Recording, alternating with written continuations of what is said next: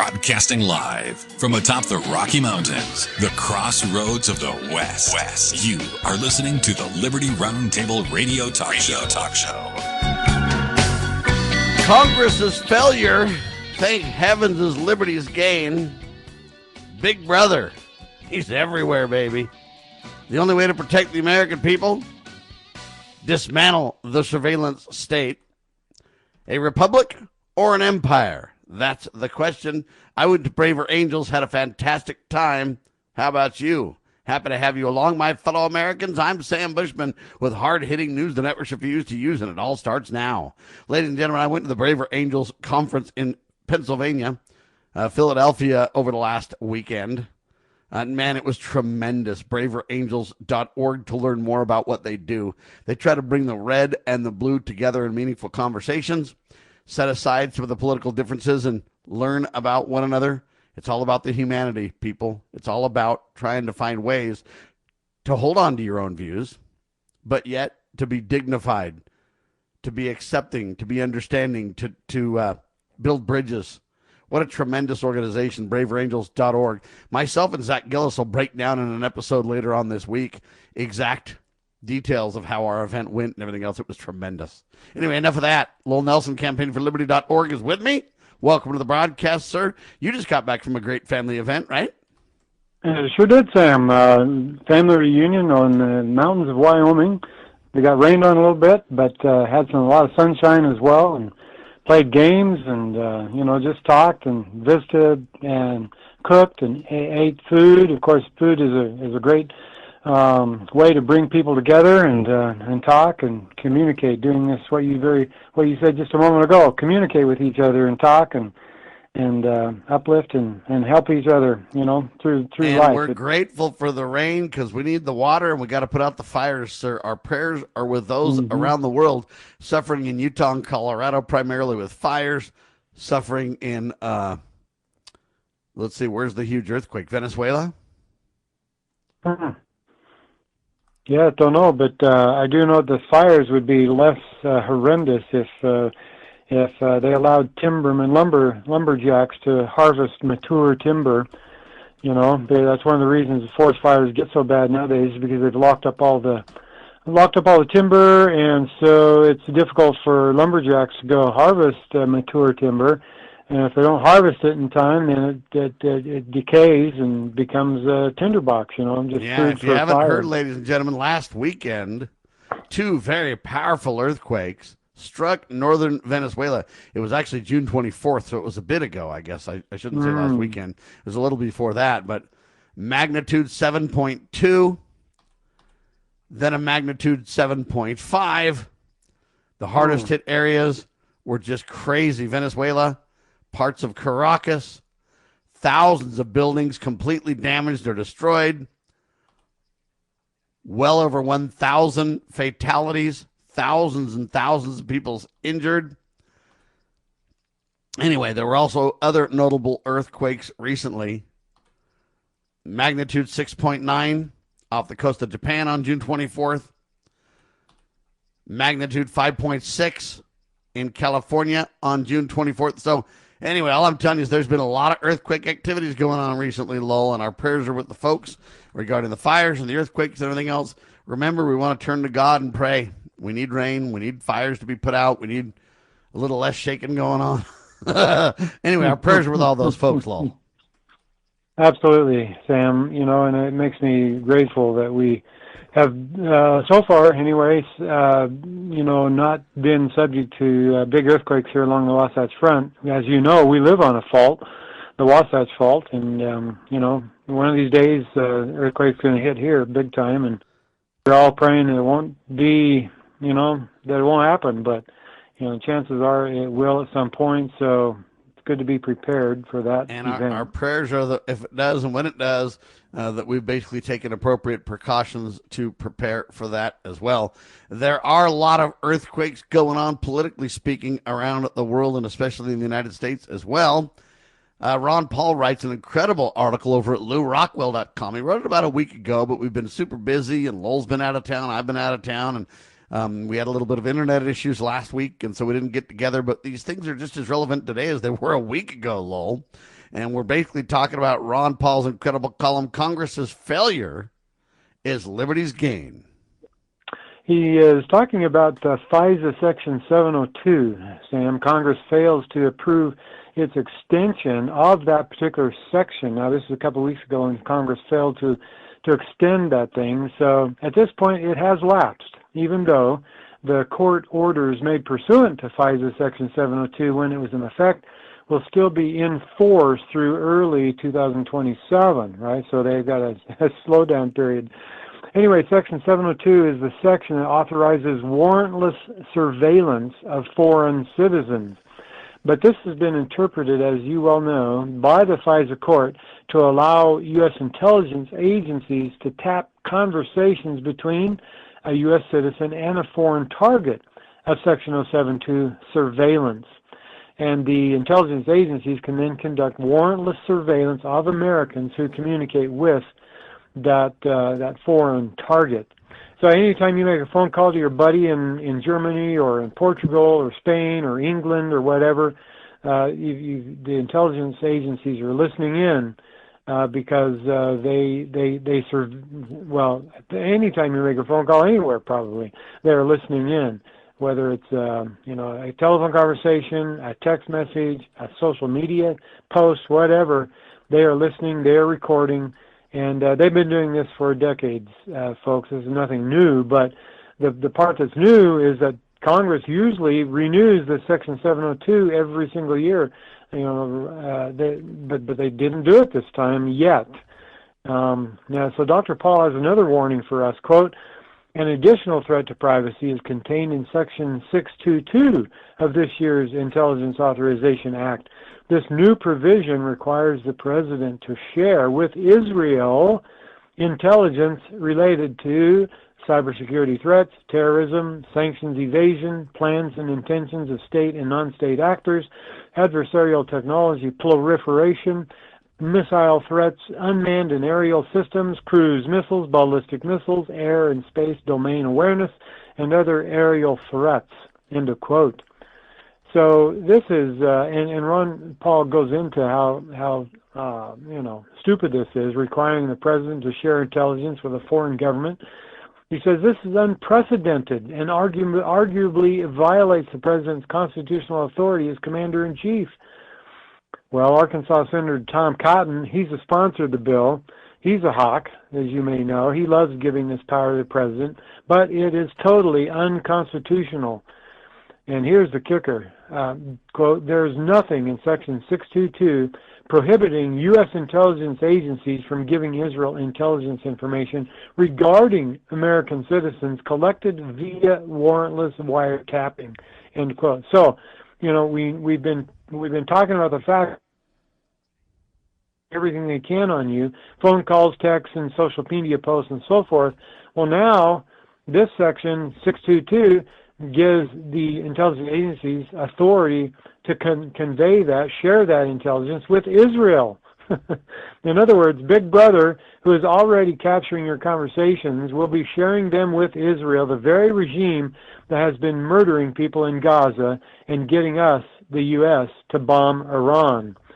Well, Israel has a very broad definition of Semitism, as you may know. It is the mere criticism of Israel, right? That's what they'd be calling me and Sam and probably you anti-Semitic. Yet I have nothing against the Jews or the Jewish people or the people who live in Israel. They are children of God, just like you and me, and I love all of God's creations. But you better watch out if you criticize the Israeli government, because they will call you anti-Semitic, Sam. Well, Dr. Paul concludes his column this way, quote, the only way liberty is to dismantle the surveillance state and Amen to that, sir. Stop trading real liberty for phantom security. True security, he says, comes from replacing militarism and authoritarianism with liberty and peace. End of quote. Sam? It's hard for me to disagree with Ron Paul ever. because the guy's just constitutional. He always spends time researching things. He's a perfect blend, in my opinion, between a libertarian and a constitutional conservative and a Republican. I know that sounds very weird, but in a lot of ways, that's how I am as well. And that's where, when they try to do the red and blue, I guess I lean red in a way, but yet a lot of the libertarian views, a lot of the independent views that I stand with are the same ones that Ron Paul stand with. And, Big Brother, he's already capturing everything. He has no authority to do so right now. And I personally think anybody who doesn't stand against this and make it a big focus should be removed. The only way to protect the American people is to dismantle the state. When we get back, I want to talk about a republic or an empire. Andrew Napolitano's column over at LouRockwell.com, because it really relates to this very same topic, if you will, right? Yeah. How much authority does the state have? We'll talk about it with Lowell Nelson, campaignforliberty.org. Scott Bradley here. Most Americans are painfully aware that the nation is on the wrong track and in dire straits. Unfortunately, most political pundits only nibble around the edges when they claim to address the issues. Even worse, many of the so-called solutions are simply rewarmed servings of what got us into the mess we currently face. And the politicians think we're so gullible and naive that we'll buy their lies that they have reformed, and now understand where they led us astray. Unfortunately, the truth of the matter is that they simply wish to continue to hold power. The solution to America's challenges is found in returning to the timeless principles found in the United States Constitution. My book and lecture series will reawaken in Americans an understanding and love of the principles which made this nation the freest, most prosperous, happiest, and most respected nation on earth. Visit topreservethenation.com and order my book and lectures to begin the restoration of this great nation.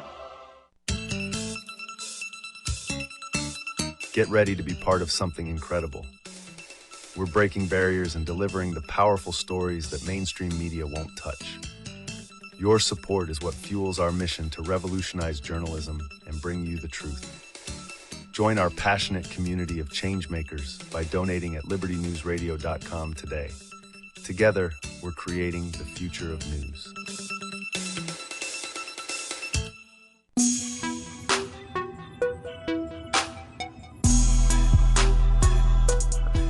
Welcome back, ladies and gentlemen. Hi, this is Lowell Nelson riding shotgun this morning here on Liberty Roundtable Live with Sam Bushman, your host. This great column by Andrew Napolitano, A Republic or an Empire? Question mark. This is, Sam, I've been canvassing 3 different precincts this month, prior to the June primary here in Utah, stumping for the best candidates in our county's primary elections, and I have seen more U.S. flags flying than in any previous year, right? This warms my heart, of course. I believe more people are displaying the flag this year because this year marks the 250th anniversary of the signing of the Declaration of Independence there in July of 1776, right? 250 years from then is now. This next month, of course, be exactly 250 years. So Judge Andrew Napolitano writes his column last week about that declaration, saying this: the Declaration of Independence of July 4, 1776 embraces 2 value sets. The first is natural rights, and the second is limited government. Now, I'd say that he embraces more than just 2, but these are the 2 he's talking about in his column. He says, after 250 years, neither value has survived, and the opposite of each currently prevails in America. End of quote. In other words, we have no natural rights. Our government is not limited. Now, that's his claim, and I do agree to a certain point. Most of us still have many of our natural rights, though, and in certain communities, government does, in fact, limit itself the way it's supposed to. I do believe this is more true in rural America than it is in urban cities here in America. But nevertheless, in my hometown where I grew up in Salmon, Idaho, they still, enjoy a great deal of the natural rights and liberties and so forth. But if you live in a big urban place like here in along the Wasatch Front, then yeah, Government doesn't limit itself the way it should, and many of our natural rights are ignored. So Well, and the much reality is our natural Mhm. rights, really, we need to refer to them as God-given inalienable rights. Government Mhm. only obtains its authority from us. So if government has Mhm. authority that violates our rights, my question is, where did that government get the authority? So Andrew Napolitano is right on a reality point of view in terms of a pure factual point of view, that every one of Mhm. our rights seems to be meddled with and tampered with, and it's getting worse. So when we say we're a republic or an empire, sadly we become both. And so Mhm. we also need to realize that when he makes these claims at some point, and this is one thing an attorney and a judge like Napolitano should know, when you make these claims in totality like that, and when it's only partly true, you lose a lot of credibility because people go, no, I don't see it that way. Well, now you've kind of lost your point of the argument. And so I love what Andrew Napolitano has to say, but I would give that a little bit of a warning, Lowell. Yes, and I totally agree, and that's why I agreed with him only to a point, but not completely. But then he makes a really keen observation, and this is what I want to emphasize here. After he describes the blessed ideals in the Declaration, he says this, quote, "Then along came war, the great scourge of natural rights and limited government," end of quote. And that is just right as rain, because war, that's when you lose your inalienable God-given rights, and that's when you lose limited government, because government goes way beyond its constitutional boundaries when it pursues war. And of course, you and I both know that our fiat monetary system facilitates war. That's the real evil here, even though Napolitano didn't mention that in his column. I'm saying that this fiat monetary system is what enables our government to do what it does in war, and therefore we lose our rights and we lose limited government. What does he say about it? Well, he says the never declared war with France in 1790s spawned the Alien and Sedition Acts, which punished speech critical of the government. So this is the very first incarnation of Section 702 of FISA, basically, was the Alien and Sedition Acts in the 1790s, signed into law by John Adams. Well, and then he mentions the arrest of journalists without charge or trial during the Civil War. In other words, he's talking about war. Every time we have war, we lose our rights and we lose limited government. This happened during the Civil War when Lincoln suspended habeas corpus, for example. Just one of the many ways he violated the Constitution. And he mentions the incarceration of Americans in concentration camps, one of them right here in central Utah, by the way, during the World War II, right, when Japanese Americans were incarcerated in a concentration camp. They lost their natural rights. They lost their, limited government. And then, of course, he mentions the war on terror, which spawned the Patriot Act and warrantless spying. So in other words, his point is, this is what I mean by he's got solid points to make. He's Mhm. right in its factual, scientific, or whatever you want to, intellectual reality. But we lose credibility, though, because the average person in a small town says that doesn't happen to me. Or, I Yeah. can walk down the street and I have my day-to-day rights. And so it doesn't appear that way. And so we got to be very careful from a credibility point of view that we kind of back the question. And the question that he asks in the article, I think, really articulates my point, which is this. Which form of government are we celebrating next month? And I would say for 250, what are we celebrating? Are we celebrating an empire or a constitutional republic? I celebrate a constitutional republic, and I warn against empire. And I think that the points that he makes need to be seriously considered, and we, the people, need to guard against such, Lowell. Absolutely right, Sam. And I would ask you, how would you describe our government today, right? I mean, it's supposed to be a republic, and yet it has many of the trappings of an empire because of his activities. And so I do like your approach. Let's celebrate the ideal, what we were meant to be, but also recognize that we were dangerously close to becoming the empire that we once fled from and celebrate our secession from 250 years ago. And the real is not the ideal now, and it's up to us, we the people, to educate ourselves and then do our very best to make the real become closer to the ideal. And you do that by finding those who serve you. We're not a democracy. We're a constitutional republic, so we need to elect those who believe as we do and will hold the ideal as their standard and move the real towards that ideal. But people are worried on 250, justifiably so. What does the next 250 look like? America at 250. Why have so many people lost faith in America? This is an incredible article written by Brian C. How do you say it? Junek? Jundek? Jundef, maybe? I don't know. Okay, Jundef. Anyway, it's a fair question, though, about, hey, what's it going to look like? And, hey, why have we lost faith? We've lost faith because we don't understand the republic for the most part, and we don't hold those accountable. What is it going to look like? All those are fair questions, Lowell. They really are good questions. I mean, you got pollsters always polling the American people, right? Just find out how they're feeling about stuff, and they're the ones who came up with the idea that more and more people are saying that this isn't the greatest place on earth at this point. But I believe it still is. I really do. Yeah. He suggests this quote: "For most of our history, patriotism was not a partisan issue. Americans disagreed about taxes, wars, immigration, religion, and countless other issues, yet most shared a common belief that America was a special place." End of quote. Yeah, of course it wasn't perfect, but it was special, right? He writes that millions crossed oceans to get here.